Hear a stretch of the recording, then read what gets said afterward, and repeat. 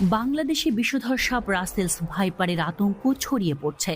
গণমাধ্যমে প্রচারিত তথ্য বলছে, চলতি বছর এ পর্যন্ত পদ্মার তীরবর্তী রাজশাহী, রাজবাড়ী, মানিকগঞ্জ সহ বিভিন্ন জেলায় রাসেলস ভাইপারের দংশনে অন্তত 10 জনের মৃত্যু হয়েছে।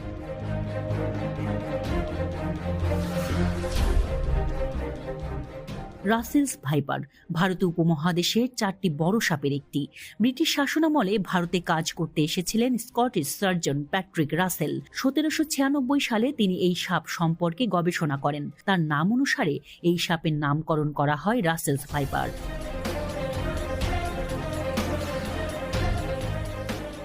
বহু আগে থেকেই বাংলাদেশে অস্তিত্ব ছিল রাসেলস ভাইপারের। দেশের বিভিন্ন এলাকায় সাপটি